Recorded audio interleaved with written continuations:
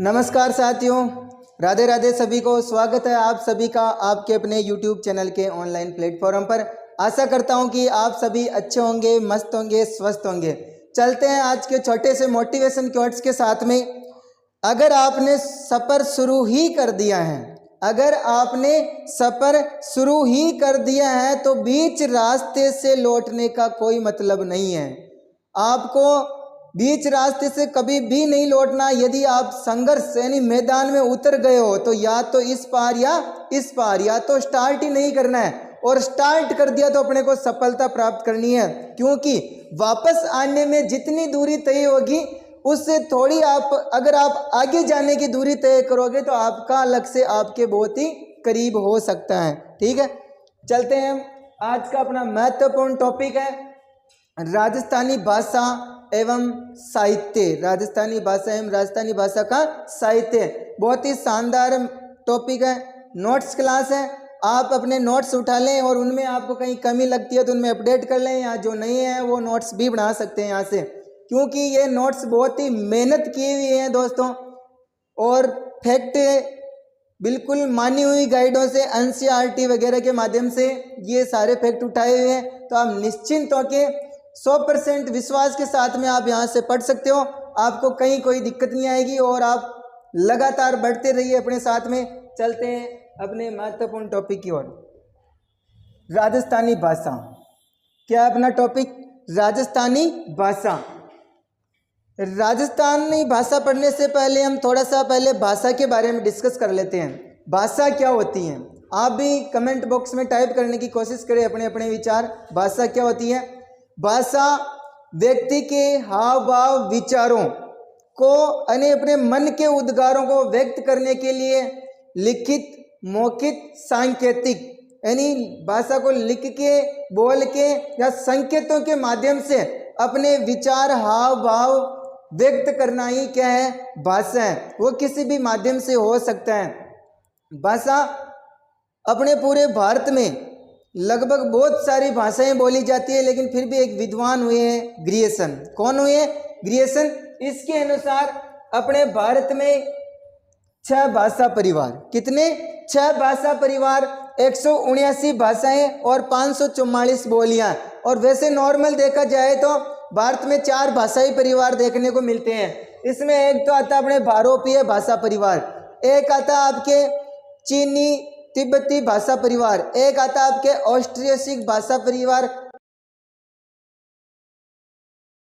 लेकिन ग्रियर्सन ने 6 भाषा परिवार बताए, इन्होंने 2 भाषा परिवार और जोड़े हैं, और 179 भाषाएं और 544 बोलियां बताइए। आपको एवरेज ध्यान रखना है। ठीक है, अब अपने जो उत्तरी भारत है, अधिकतर उत्तरी भारत में जो भाषा परिवार आता है वो आता है भारोपीय भाषा परिवार। यानी उत्तरी भारत में अधिकतर कौन सी भाषा बोली जाती है दोस्तों? भारोपीय भाषा परिवार बोली जाती है, जो कि अपने वैदिक, संस्कृत और आर्यों की भाषा है। किसकी भाषा है? वैदिक, संस्कृत और आर्यों की भाषा। आपको ध्यान रखना है। यह भी मुख्य रूप से प्रचलन में 2 रूप से पाई जाती थी। यानी लिखने में तो संस्कृत भाषा काम में लेते थे और बोलने में पाली भाषा काम में ली जाती थी। ठीक है, इन साधारण बोलचाल की भाषा में तो कौन सी भाषा? पाली भाषा काम लेते थे, और लिखने में जितने भी व्यवहार होते थे वो संस्कृत में काम में लिए जाते थे।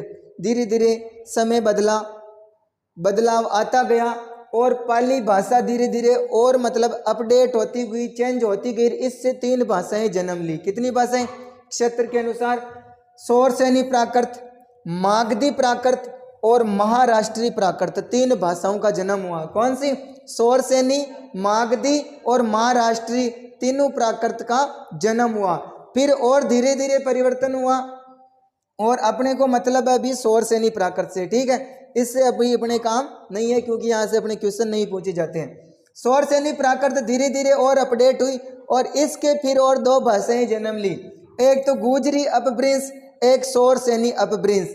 इस शौरसेनी प्राकृत का और मतलब धीरे धीरे विकास हुआ और इससे 2 भाषाएं निकल के गुजरी और शौरसेनी अपभ्रंश। फिर इस गुजरी अपभ्रंश से 2 भाषाएं निकल के आई। एक तो अपने राजस्थानी भाषा, एक निकल के आई अपने गुजराती भाषा। कौन सी भाषा? राजस्थानी भाषा और गुजराती भाषा। किसका अपभ्रंश है? गुजरी का ध्यान रखना आपको। फिर अपने स्वर से नहीं अपभ्रंश से जो निकल के आती है वो आती है अपनी हिंदी। क्या निकल के आती है दोस्तों? हिंदी। यहाँ से क्वेश्चन बनने की संभावना रहती है। आपको क्वेश्चन पूछे तो आपको ज़्यादा निकटतम वाली भाषा बतानी है कि हिंदी भाषा की उत्पत्ति कौन सी भाषा से मानी जाती है। ये अगर आपको स्वर से नहीं ऑप्शन में नहीं है तो स्वर से नहीं प्राकृत से जाना है, ठीक है। और स्वर से नहीं प्राकृत और स्वर से नहीं अपभ्रंश दोनों ही है तो आपको ये वाला निकटतम वाला ऑप्शन चुनना है, ठीक है। और वैसे ही यहाँ से बोल दिया जाए कि राजस्थानी भाषा की उत्पत्ति किससे मानी जाती है तो गुजरी अपभ्रंश से। गुजरी अपभ्रंश ऑप्शन में नहीं हो तो स्वर से नहीं प्राकृत से मानी जाएगी, ठीक है। और दोनों ही ऑप्शन में हो तो गुजरी अपभ्रंश आपको करना है, निकटतम वाला, ठीक है। तो ये आपके चार्ट के माध्यम से आप इसको अच्छे से समझते हो कि अपने भाषाओं की उत्पत्ति कैसे हुई है। अब चलते हैं हम आगे। भारतीय संविधान की अनुसूची 8 में, किसमें? भारतीय संविधान की अनुसूची 8 में टोटल 22 भाषाएं शामिल हैं। कितनी भाषाएं शामिल है? 22 भाषाएं शामिल है। यहाँ से भी क्वेश्चन बनता है, ठीक है। जो कि मूल संविधान में 14 भाषाएं हैं। मूल संविधान में कितनी भाषाएं? 14 भाषाएं थी। यहाँ से भी क्वेश्चन पूछा जाता है कि भारत के मूल संविधान में कितनी भाषाएं शामिल थी दोस्तों? 14 भाषाएं।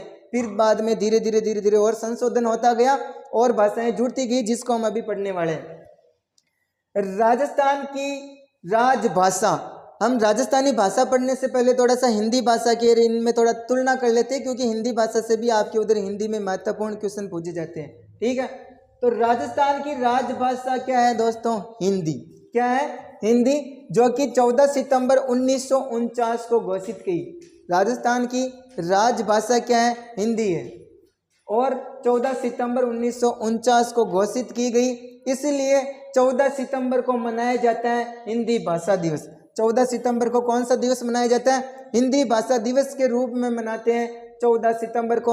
और ये चीज़ भी आपको ध्यान में रखनी है, जबकि विश्व हिंदी दिवस 14 जनवरी को मनाया जाता है। विश्व हिंदी दिवस कब मनाया जाता है? 10 जनवरी को मनाया जाता है। अब राजभाषा आयोग का गठन, इसके बारे में भी हम थोड़ा सा देख लेते हैं। 1955 ईस्वी में हुआ। राष्ट्रपति बाल गंगाधर खर्रे की अध्यक्षता में क्वेश्चन पूछा हुआ है कि अपने राजभाषा आयोग का गठन किन की अध्यक्षता में हुआ, तो आपको ध्यान रखना है राष्ट्रपति बाल गंगाधर खर्रे की अध्यक्षता में। राजभाषा क्या होती है यह भी आपको आना जरूरी है। यानी अपने प्रशासनिक कार्यों में साधारणतः ऑफिशियल में जो भाषा काम में ली जाती है, सरकारी कार्यालयों में, दफ्तरों में, वो राजभाषा कहलाती है। यानी जिस भाषा को सरकारी मतलब जो भी नोटिफिकेशन है, कुछ भी लेटर वगैरह है, कुछ आदेश निकालना है, उसके अंतर्गत जो भाषा काम में ली जाती है उसको राजभाषा माना गया है। और ये स्वीकृत अपनी हिंदी, कौन सी है? हिंदी है। तो प्रशासनिक कार्यों में अनिवार्य कब से किया गया? 1956 से। कब से किया गया? 1956 से इसको प्रशासनिक कार्यों में अनिवार्य किया गया और ये अधिनियम पारित हुआ 1963 को। सारे सन ध्यान रखने। राजभाषा आयोग का गठन 1955 में हुआ, जबकि प्रशासनिक कार्यों में अनिवार्य 1956 में। जबकि राजभाषा अधिनियम कब पारित हुआ? 1963 में राजभाषा अधिनियम पारित हुआ राजभाषा आयोग का। संबंधित प्रावधान बहुत ही महत्वपूर्ण दोस्तों, स्टार लगा लेना, ठीक है।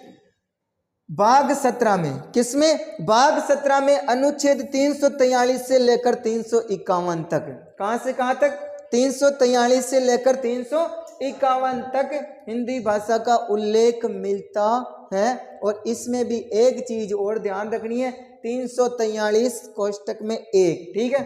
अनुच्छेद 343 1 के अंतर्गत संघ की भाषा हिंदी, यानी अपने संघ राज्य की भाषा क्या है? हिंदी है। और इसकी लिपि देवनागरी। आचान पल्ला गांठ दे लीजिए, ठीक है। राजस्थान में राजभाषा क्या है? हिंदी। और हिंदी भाषा की लिपि क्या है? देवनागरी। कौन सी है? देवनागरी लिपि है। आपको अच्छे से ध्यान रखना है, क्वेश्चन पूछा जाता है। बाद में जोड़ी गई भाषाएं। अब हम पढ़ते हैं, अपने मूल संविधान में 14 भाषाएं थी, लेकिन बाद में और भाषाएं जुड़ के कितनी हो गई? 22 होगी। तो बाद में कौन सी भाषाएं? वैसे यहाँ थोड़ा लेवल का क्वेश्चन हो जाता है, अपने लेवल के हिसाब से पढ़ना आपको, ठीक है। आरएस तक का लेवल का मैटर है। आपको अपना लेवल देखना है, उसी हिसाब से पढ़ना आपको। ये थोड़ा गहराई की बात है, यहाँ से थोड़ा कम ही क्वेश्चन पूछते हैं, फिर भी आपको नॉर्मली तो पढ़ना ही है, ठीक है। 14 भाषाएं थी, लेकिन बाद में और जोड़ी कि कितनी भाषाएं होगी, 22 भाषाएं होगी। तो सबसे पहला संविधान संशोधन हुआ 1967 में। कब हुआ?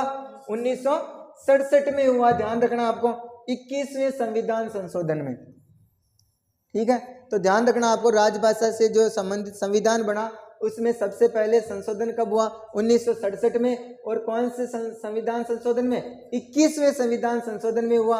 और 15वीं भाषा के रूप में जोड़ी गई आपके सिंधी।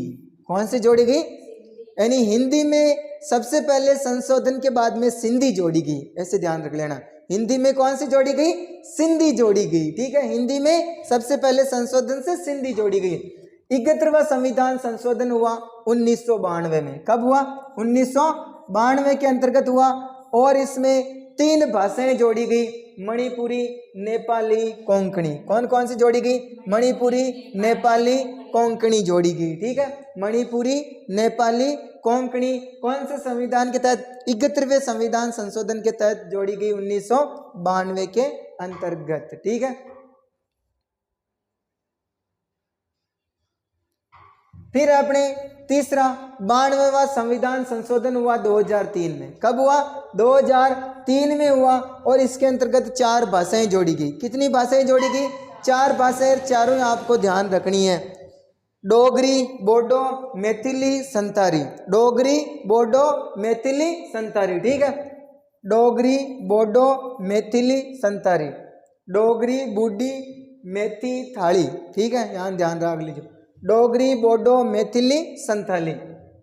फिर बाद में इसका एक और फैक्ट ध्यान रखना, हिंदी भाषा बोले जाने के आधार पर राजस्थान का देश में दूसरा स्थान है।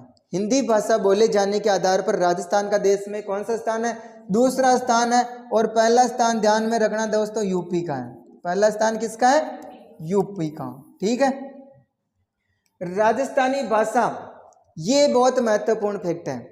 अब पढ़ते हैं हम राजस्थानी भाषा, ठीक है। हिंदी भाषा से संबंधित कुछ महत्वपूर्ण फैक्ट थे जो कि आपके किसी भी राजस्थान की कंपटीशन एग्जाम में महत्वपूर्ण साबित हो सकते हैं। अब अपने आज का जो महत्वपूर्ण टॉपिक था, राजस्थानी भाषा। कौन सी भाषा? राजस्थानी भाषा। अभी भी ध्यान रखना, अपनी 8वीं अनुसूची में शामिल नहीं है। राजस्थानी भाषा 8वीं अनुसूची में शामिल नहीं है। ये राजस्थान की मातृभाषा क्या है? राजस्थानी। राजस्थान की मातृभाषा तो राजस्थानी है। मातृभाषा क्या होती है ये भी आपको आना जरूरी है, यानी माता के मुख से बोली गई भाषा ही मातृभाषा। हम जिस वातावरण में, जिस परिवेश में जहाँ रहते हैं, हम शुरू में जो मतलब भाषा सीखते हैं माता के मुख से, वही मातृभाषा कहलाती है। अब जो राजस्थान में जहाँ जन्म हुआ वो अधिकतर वही भाषा सीखता है, तो राजस्थान की मातृभाषा क्या मानी जाती है? राजस्थानी मानी जाती है। जबकि राजभाषा क्या है? हिंदी। अपने देश की कोई अभी तक आधिकारिक तौर पे राष्ट्रभाषा नहीं है, ये बात भी आपको पता होना चाहिए।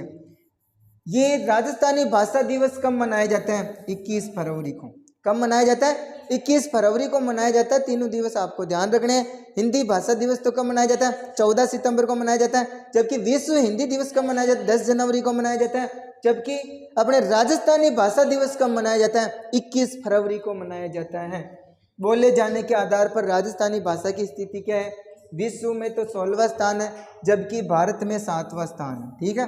विश्व में तो कौन सा है? 16वां। जबकि राजस्थान में, राजस्थानी भाषा का पूरे भारत में कौन सा स्थान है? 7वां स्थान है, ठीक है। 1961 की जनगणना के अनुसार राजस्थान में राजस्थानी भाषा के वक्ताओं की संख्या कितनी है? लगभग 1.5 करोड़, 1.5 करोड़, 1,49,33,016 लगभग, ठीक है। नोट में एक चीज और ध्यान रखना, राजस्थान में कुल बोलियां भी आपको ध्यान रखना है 73। राजस्थान में कुल कितनी बोलियां? 73 बोलियां। जबकि पूरे भारत में कितनी बोली जाती हैं? 544 बोली जाती हैं। पूरे भारत में लगभग कितनी बोलियां? 544। और राजस्थान में कितनी? 73। एक चीज और ध्यान रखना आपके, जो यहाँ से भी क्वेश्चन पूछा जाता है, ये भी महत्वपूर्ण है, ठीक है। अपने राजस्थानी भाषा की लिपि क्या है? राजस्थानी भाषा की लिपि ध्यान रखना दोस्तों, महाजनी बनियावली। कौन सी ध्यान रखनी है आपको, महाजनी, बनियावली, ये दोनों ऑप्शन में नहीं हो तो फिर आप देवनागरी बता सकते हो। जबकि राजस्थानी भाषा की लिपि क्या है दोस्तों, महाजनी और बनियावली। कौन सी है, महाजनी या बनियावली राजस्थानी भाषा की लिपि है। और इसके अक्षर कैसे होते हैं, मुड़िया अक्षर होते हैं। कैसे अक्षर होते हैं, मुड़िया अक्षर होते हैं। और इन मुड़िया अक्षरों का आविष्कार किया था टोडरमल ने। किन्होंने किया था, टोडरमल ने किया था। ठीक है, अब चलते हम राजस्थानी भाषा की उत्पत्ति, क्योंकि अपने राजस्थानी भाषा महत्वपूर्ण यही टॉपिक है अपने आज का। तो इसकी सारी डिटेल अपने को पढ़ने की, इसकी उत्पत्ति कैसे हुई। सौर सैनी के गुजरी अपभ्रंश, ये हमने चार्ट में पढ़ लिया था कि राजस्थानी भाषा की उत्पत्ति सौर सैनी गुजरी अपभ्रंश से मानी जाती है और लगभग 1150 ईस्वी के समय। कब, 1150 ईस्वी के समय। अब धीरे धीरे इसका विकास कैसे हुआ राजस्थानी भाषा का। सबसे पहले राजस्थानी भाषा गुजरी अपभ्रंश से हुई 11वीं से 13वीं शताब्दी में इसका उद्भव हुआ। कब से, 11वीं से 13वीं शताब्दी के मध्य में। कब मानी जाती है, एवरेज ध्यान रखना 1150, और ऐसे माना जाए तो 11वीं से 13वीं शताब्दी के मध्य में इसका उद्भव या उत्पत्ति हुआ। यहाँ से भी क्वेश्चन पूछ सकता है कौन सी सदी के मध्य में हुआ, 11वीं से 13वीं शताब्दी के मध्य में। डायरेक्ट सन दिया जाए तो 1150। प्राचीन राजस्थानी की उत्पत्ति 13वीं से 16वीं शताब्दी में हुआ। फिर मध्य राजस्थानी का विकास हुआ, धीरे धीरे और अपडेट होती जा रही है 16वीं से 18वीं शताब्दी में। ये मध्य राजस्थानी बहुत महत्वपूर्ण है। 16वीं से 18वीं शताब्दी ये इस भाषा का स्वर्ण काल कहलाता है। यानी स्वतंत्र रूप से विकास हुआ राजस्थानी भाषा का 1650 से लगभग 1850 ईस्वी के मध्य में। तो 16वीं से 18वीं शताब्दी के मध्य स्वतंत्र विकास हुआ, इसलिए राजस्थानी भाषा का स्वर्णिम काल कौन सा माना जाता है, 16वीं से 18वीं शताब्दी। आधुनिक राजस्थानी का विकास 18वीं शताब्दी से वर्तमान तक। ठीक है, 18वीं शताब्दी से वर्तमान तक जो राजस्थानी भाषा चल रही है वो अभी आधुनिक राजस्थानी के नाम से जानी जाती है। अब डॉक्टर एल.पी. टेसीटोरी के अनुसार, यानी टेसीटोरी के अनुसार इसका अस्तित्व क्या बताते हैं, 12वीं शताब्दी। यानी टेसीटोरी है जो राजस्थानी भाषा का अस्तित्व यानी उत्पत्ति 12वीं शताब्दी में बताते हैं। ठीक है, और अपने को पता है वैसे उत्पत्ति भी लगभग 1150 ईस्वी जो 12वीं शताब्दी का ही टाइम है। इसका स्वर्ण काल मैंने आपको बता दिया, 1150 से 1850 ईस्वी के मध्य में स्वतंत्र विकास हुआ था। अब राजस्थानी भाषा के संबंध में विभिन्न विद्वानों के मत क्या हैं, अलग अलग विद्वान राजस्थानी भाषा के बारे में क्या बताते हैं, यह भी आपको आना जरूरी है। राजस्थानी भाषा की उत्पत्ति के संबंध में विभिन्न विद्वानों के मत क्या हैं, इसमें अलग अलग विद्वान अपने अलग अलग मत बताते हैं। फिर भी महत्वपूर्ण किनका वो मैं आपको बता रहा हूँ। ठीक है, सबसे पहले गुजरी अपभ्रंश से बताने वाले अपने के.एम. मुंशी। कौन है, के.एम. मुंशी और मोतीलाल मेनारिया। तो आप मोतीलाल मेनारिया को थोड़ा सा ध्यान रखना, ये थोड़े महत्वपूर्ण है। ठीक है, मोतीलाल मेनारिया राजस्थानी भाषा की उत्पत्ति किससे बताते हैं, गुजरी अपभ्रंश से बताते हैं। सौर सैनी अपभ्रंश से कौन बताते हैं, अपने एल.पी. टेसीटोरी और पुरुषोत्तम लाल मेनारिया और हीरालाल महेश्वरी और महावीर प्रसाद शर्मा। ये सब के सब विद्वान इसको राजस्थानी भाषा को सौर सैनी से उत्पत्ति होना बताते हैं।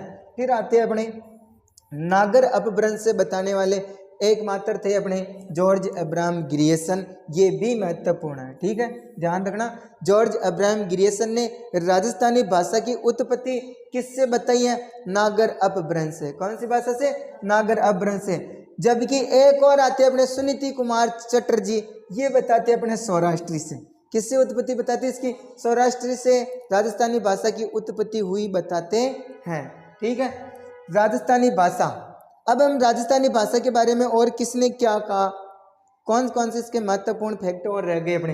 राजस्थानी भाषा का प्रथम सर्वेक्षक जॉर्ज मैक्लिस्टर, ध्यान रखना आपको। ठीक है, राजस्थानी भाषा का प्रथम सर्वेक्षक कौन है, जॉर्ज मैक्लिस्टर। ठीक है, महत्वपूर्ण फैक्ट यही है दोस्तों, यहीं से क्वेश्चन पढ़े जाते हैं। बाकी पूरी की पूरी गाइडें पढ़ लो, वो थ्योरी कोई मतलब नहीं है। मतलब चाच में से जैसे मक्खन निकालते हैं वैसे अपने मुख्य मुख्य जो बिंदु है एग्जाम में आने लायक वो निकाल रखे हैं। सर्वप्रथम वैज्ञानिक अध्ययन और विभाजन किन्होंने किया? जॉर्ज अब्राहम ग्रियर्सन ने। सर्वप्रथम अपने राजस्थानी भाषा का वैज्ञानिक अध्ययन और विभाजन किसने कहा?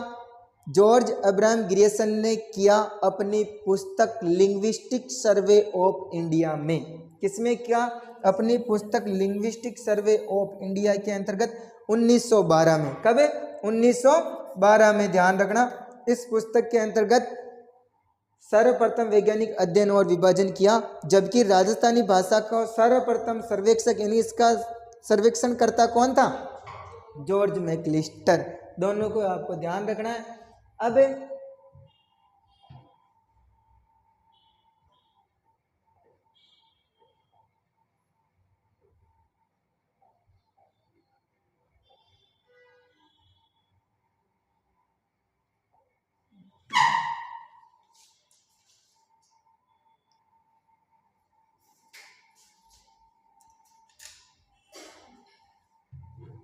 अब आते अपने ग्रियर्सन।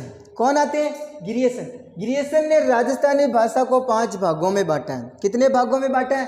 5 भागों में बांटा है। पश्चिमी राजस्थानी, उत्तरी राजस्थानी, मध्य पूर्वी राजस्थानी, दक्षिणी पूर्वी राजस्थानी और दक्षिणी राजस्थानी। आपको मैप से अच्छे से समझना है, ठीक है। ये आपके सामने मैप। ग्रियर्सन महत्वपूर्ण है, ध्यान रखना आपको। यहाँ से फैक्ट पूछे जाते हैं। पश्चिमी राजस्थानी, एक तो कौन सी राजस्थानी बताते हैं? पश्चिमी राजस्थानी बताते हैं, ठीक है। एक बताते हैं इधर की उत्तरी पूर्वी राजस्थानी। कौन सी राजस्थानी बताते हैं? उत्तरी पूर्वी राजस्थानी, ठीक है। एक बताते हैं मध्य पूर्वी राजस्थानी। कौन सी राजस्थानी बताते हैं? मध्य पूर्वी। फिर लेते हैं ये दक्षिणी पूर्वी राजस्थानी। कौन सी राजस्थानी? दक्षिणी। और अंत में लेते हैं दक्षिणी राजस्थानी। यानी ये उत्तरी शब्द का प्रयोग भी नहीं करते हैं और पूर्वी शब्द का प्रयोग भी नहीं करते हैं। पूर्व के साथ में ये वाली उत्तर और दक्षिण वाली मध्य की ओर बताते हैं। उत्तरी पूर्वी, मध्य पूर्वी, दक्षिणी पूर्वी, पश्चिमी और दक्षिणी, 5 प्रकार बताए हैं ग्रियर्सन ने। फिर अपने एलपी टेसीटोरी, ठीक है। एलपी टेसीटोरी ने 2 भागों में बांटा है। कितने भागों में? 2 भागों में बांटा है। एक तो अपने पश्चिमी राजस्थानी, एक अपनी दक्षिणी राजस्थानी, ठीक है, सॉरी पूर्वी राजस्थानी। दोनों को आपको ध्यान रखना है। यानी राजस्थान को कंप्लीट अरावली पर्वतमाला के इधर 2 भागों में बांट दो तो आपका कंप्लीट हो जाएगा, ठीक है। ये यहाँ से बांट दो। ये इधर का भाग तो हो गया अपने पश्चिमी राजस्थानी। कौन सा हो गया? पश्चिमी राजस्थानी। और इधर का हो गया अपने पूर्वी राजस्थानी। कौन सा हो गया? पूर्वी राजस्थानी। अब पश्चिमी राजस्थानी में देखो कौन कौन सी भाषाएं इन्होंने जोड़ी हैं, ठीक है। इन्होंने जोड़ी है मारवाड़ी। कौन सी जोड़ी है? मारवाड़ी, मेवाड़ी, ठीक है। ये आ गई इधर की मेवाड़ी और ये आ गई इधर की अपने वागड़ी, ठीक है। और ये आ गई इधर अपने शेखावाटी। कौन सी आ गई? शेखावाटी। मुख्य रूप से 4 बोलियां, ठीक है। इधर आ गई अपने पूर्वी में इधर ढूंढाड़ी। क्या आ गई इधर? ढूंढाड़ी, ये वाला भाग ढूंढाड़ी का, ठीक है। फिर आ गई अपने हाड़ौती, ये वाला भाग हाड़ौती का। फिर आगे अपने हीर वाट या राठी, यहाँ पर दौसा वाले क्षेत्र में राठ क्षेत्र पड़ता है। फिर आती है अपने मेवाती, ये आ गया अपने बिल्कुल पूर्व का क्षेत्र में मेवाती। फिर आ गया अपने हीर वाटी, तो हो गया, ठीक है। तो ये अपने इधर के क्षेत्र की ये वाली भाषाएं होगी अपने कौन सी? यहाँ का हिस्सा ले लो इधर का, ठीक है। ये पूर्वी राजस्थानी एरिया, पश्चिमी राजस्थानी। 2 भाग बताए हैं किन्होंने? एलपी टेसीटोरी ने। इनमें भी महत्वपूर्ण और अभी हम आगे बढ़ेंगे।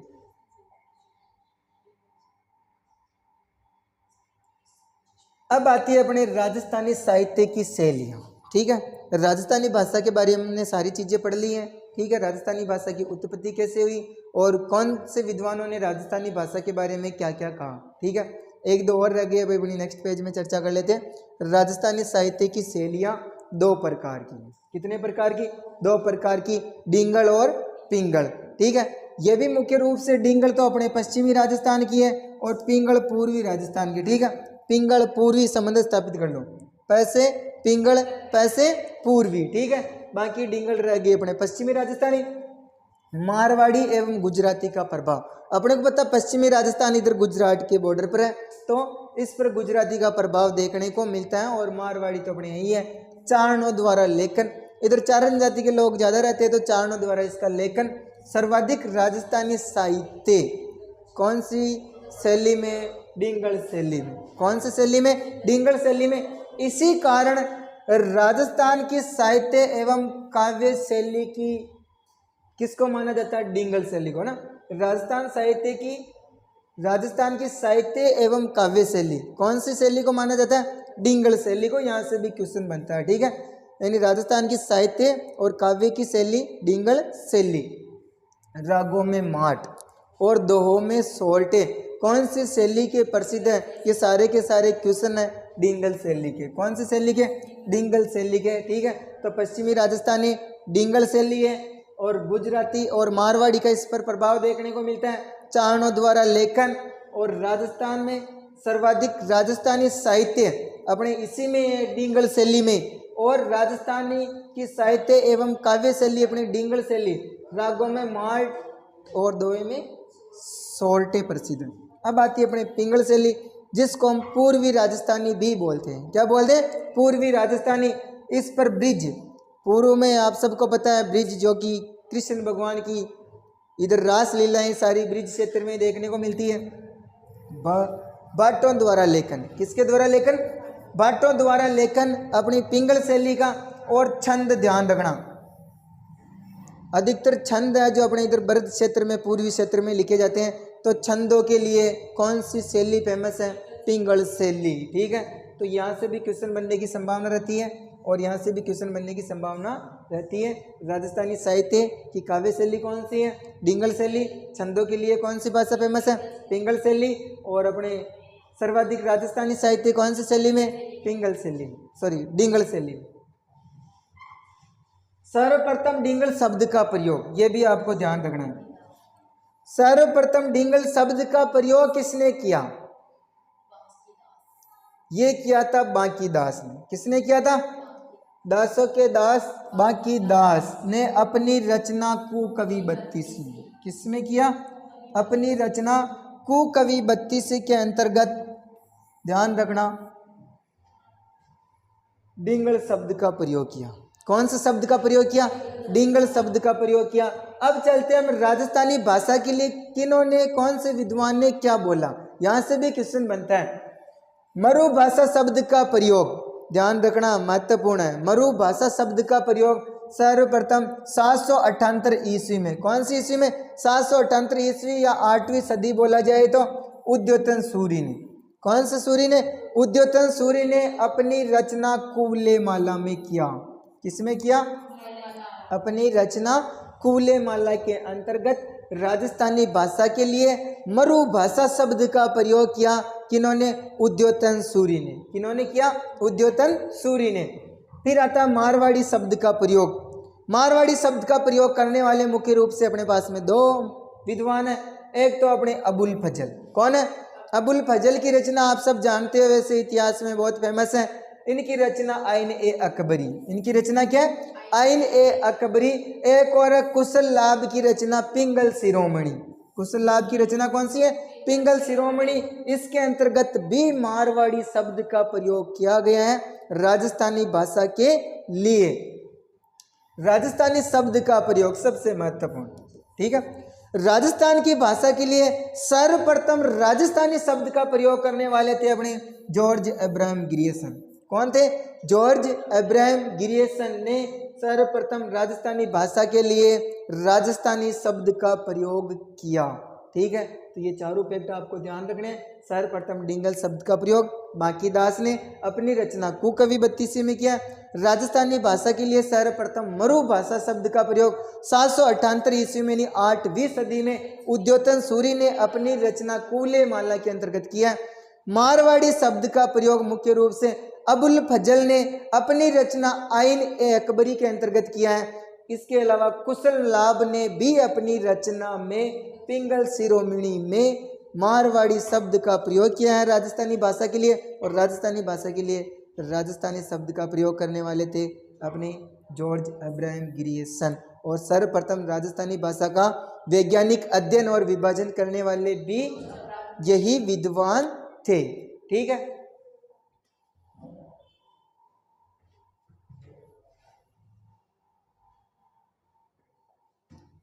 इसके अलावा कुछ विद्वान और हुए हैं जिन्होंने राजस्थानी भाषा को और अलग अलग भागों में बांटा है।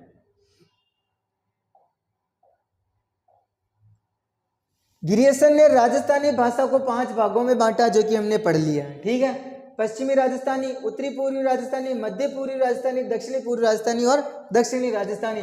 फिर एल्पे टेसिटोरी ने 2 भागों में बांटा, हमने पढ़ लिया है, पश्चिमी राजस्थानी और पूर्वी राजस्थानी। पश्चिमी राजस्थानी में मुख्य रूप से 4 बोलियां इन्होंने बताई हैं, मारवाड़ी, मेवाड़ी, वागड़ी और शेखावाटी। पूर्वी राजस्थान में भी 4 बताई हैं, ढूंढाड़ी, हाड़ौती, मेवाती और अहिरवाटी। ठीक है, फिर आते हैं अपने नरोत्तम स्वामी। कौन आते हैं? नरोत्तम स्वामी भी 4 प्रकार बताते हैं। इनके अनुसार थोड़े विपरीत फैक्ट आपको ध्यान रखने हैं। ठीक है, क्योंकि भाषा तो किधर की है और इन्होंने थोड़ी उल्टी बता दी है, तो अगर नरोत्तम स्वामी के अनुसार पूछा जाए तो अपने को उल्टी ही उत्तर देना है। इन्होंने पूर्व में ढूंढाड़ी बता दी, जो कि अधिकतर ढूंढाड़ी पूर्वी ढूंढाड़ के टच में है, तो सही है। पश्चिम में मारवाड़ी बताई, जो कि सही है, लेकिन उन्होंने उत्तर में मेवाती बता दी। उत्तर में क्या बता दी? मेवाती। लेकिन अगर नरोत्तम स्वामी के अनुसार पूछा जाए तो उत्तरी भाषा में अपने को क्या बताना है? मेवाती ही आंसर सही है। ठीक है, और दक्षिण में इन्होंने क्या बताया? मालवी बताया, जबकि दक्षिण में अपने कौन सी है? वागड़ी है। ठीक है, तो आपको ध्यान रखना है इन दोनों बोलियों का। यदि नरोत्तम स्वामी के अनुसार पूछे तो उत्तरी में मेवाती बताना, दक्षिणी में मालवी बताना है। ठीक है, अब आते हैं अपने सबसे महत्वपूर्ण मोतीलाल मेनारिया, और इन्हीं का ही राजस्थानी की बोलियों में भाषा में मत प्रचलित है और इन्हीं के अनुसार ही हम पढ़ेंगे। ठीक है, मोतीलाल मेनारिया ने 5 भागों में बांटा है। कितने भागों में?